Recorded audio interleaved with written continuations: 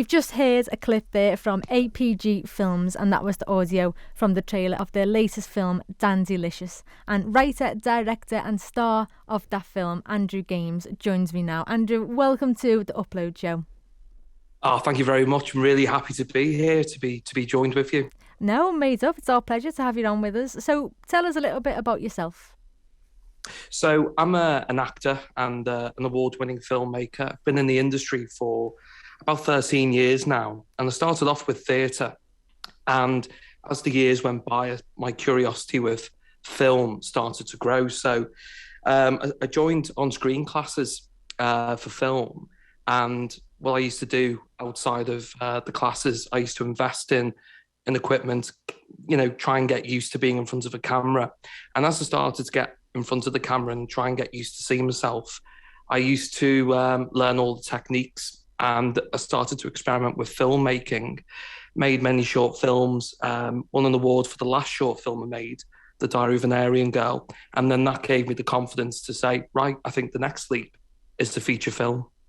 And did you find it hard, like the transition between on screenwriting and theatre? Was it a big transition? It is a big transition because it is, on the contrary to the style of Dandilicious, on-screen acting is a lot more subtle than theatre acting. It's a lot more condensed, it's a lot more contained. Your eyes tell the story more than your voice sometimes.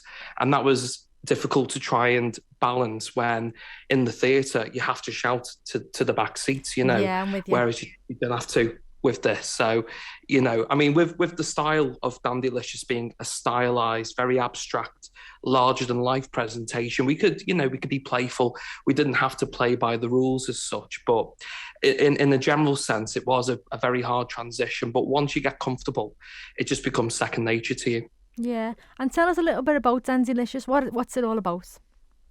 So Dandilicious is a stylized neo-Western about a teddy boy in 1959, and he's the self-proclaimed king of the Teds. But when he's challenged, can he really live up to that mantelpiece that he claims to be?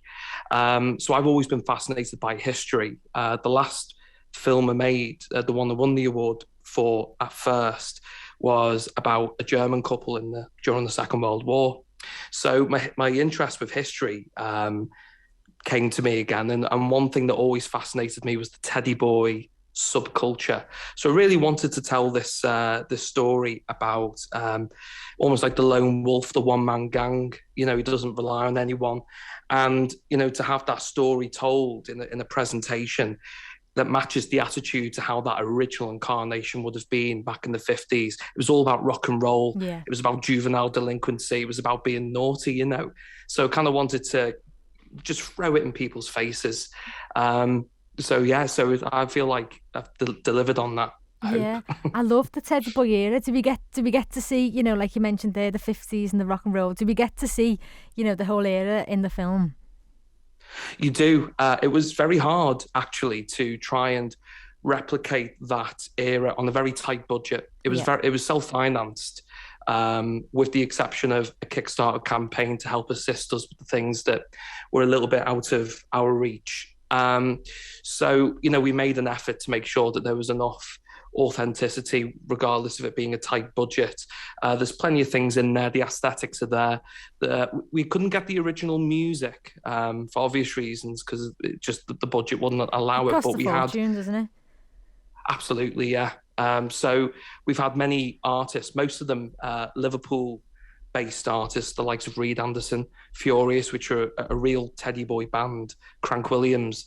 They've replicated that era of music, but put their own little spin on it as well. It's a little bit grittier, a little bit more raw, to kind of complement the style of the film. So I think once you're in there, you believe and you're invested that this is 1959 in the fictional town of Ḽ𝑖stminster, but you believe that this is the era. Yeah. So, pardon me. So Ḽ𝑖stminster is the fictitious town down in East London. However, was this filmed here in Merseyside?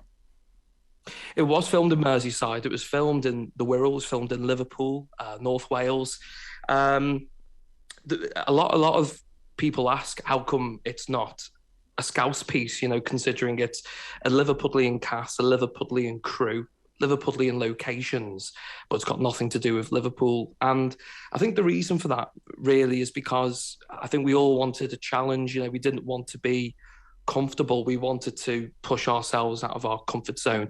And doing a Cockney piece, let alone an accent we've never done before, but doing Cockney, early to mid-century Cockney, it's frightening, but in my opinion, more the reason to do it. Because I think if you're out of your comfort zone and you're challenged, it brings the best out of you. You're sharp. Yeah, definitely. You're extra prepared.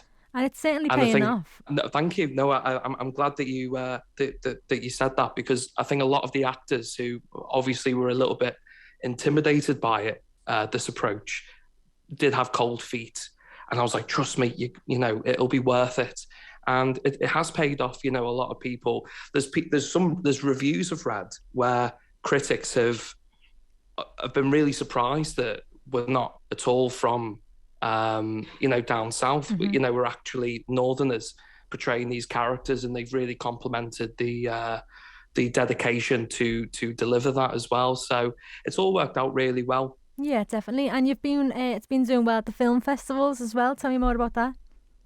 Oh yeah, so we were making the film during the pandemic, and well, a little bit before the pandemic, and then the pandemic struck. We were 3/4 into making the film, and you know, the momentum did start to die down. We had a really big buzz when the first trailer came out in 2019 with the Kickstarter campaign. We had, you know, an established audience, and we were confident. Then the pandemic struck. The momentum started to die down. People started to forget about it. We were a bit worried. We were able to finish the film under the rules and regulations of COVID. And around summertime, when we were ready to bring the film out, we wanted to do the film festival circuit. We wanted to see, you know, how far it could go. I personally, I'm not one to sell myself short, but I personally had low expectations. I thought, you know, the buzz had died down. Are people going to care about it? It might have a shelf life, you know, get some good reviews here and there, but, you know, it might get overshadowed by other things going on that have a more kind of prominent entity kind of presence on the film scene. But I've blown myself away, as well as, you know, the cast and crew being blown away, because we're 6 months into our film festival run. We've just recently announced our 10th film festival selection. It's won various awards for Best Feature Film. It's been nominated for Best International Feature in Hollywood as well. It's been all around the world. It's got a multicultural appreciation, and it's fantastic. You know, actors are getting the recognition that they deserve as well. You know, individually, you know, award nominations. I've had nomination for Best Actor as well. So we've surprised ourselves, really. It's really stood the test of time. And it's you know, it just shows that there is life for your project after COVID. You know, you can recapture the public imagination, though it's an independent film. You know, we're starting to get the more mainstream recognition now, you know, such as the BBC, the Radio Times gave us a mention. So it's picking up. So where can we go and see it? I'm sure everyone's dying to go and see it. Where can we, is there any way we can watch it? How do we find it? So at the moment, it's on a virtual platform film festival called 4Theatre. So that's number 4 theatre.com. So you can watch that on their platform till the 8th of December. If you can't get a chance to watch it before then, it's going to be at the Liftoff London Film Festival. And for those who are worried about London not being nearby, don't worry about it. It's a virtual film festival as well as a physical one, so you can watch it safe and sound from the comfort of your own home. You can find out links in order to watch the film at Liftoff, as well as 4Theatre if you've got the time to watch it until the 8th of December by going on the Dandilicious Facebook page. So that's www.facebook.com/Dandilicious movie, and it'll all be right there. Perfect. And if anyone wants to find out a little bit more about yourself and APG Films, where can they do that? So you can find out more about me personally. So on Instagram, it's @AndrewGamesOfficial. On Facebook, it's /Andrew Games Official. I've really simplified that. Quite proud of myself there. I didn't realise it until you've asked me.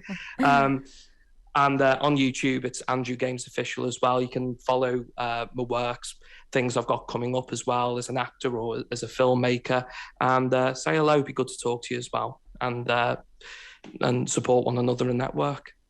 Sounds good to me. Andrew, thank you so much for coming on tonight. Jade, thank you very much. I really appreciate it.